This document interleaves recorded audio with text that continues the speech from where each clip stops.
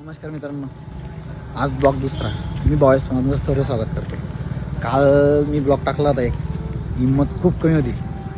आज तर फुल हिंमत आहे, काहीच घाबरणार काहीच नाही. अटॅक रस्त्यावर आहे. काल माझ्याकडे माईक नव्हतं, आज मला माईक भेटला. माझ्या मित्राला मी बोललो होतो काल व्हिडिओमध्ये की माझ्याकडे माईक नाही आहे. माझ्या मित्राचा मला मेसेज आला, माझ्याकडे माईक पडला आहे, तो स्वतः वापर. आणि जोपर्यंत जो काम होते तोपर्यंत ती डायरेक्ट म्हणजे ती साथ भेटली.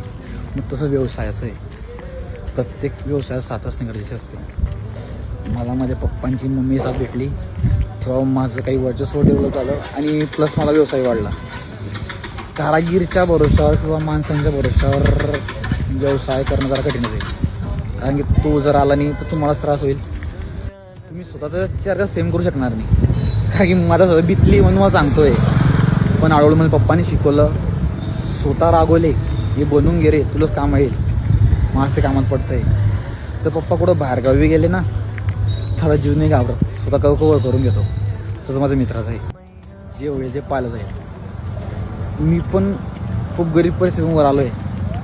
आज चांगला काही आहे, व्यवस्थित देवाच्या कृपेने. फक्त आस्था ठेवा आणि कर्म करा, व्यवस्थित प्रतिष्ठित पडणार आहे. काही टेन्शन घ्यायचं नाही.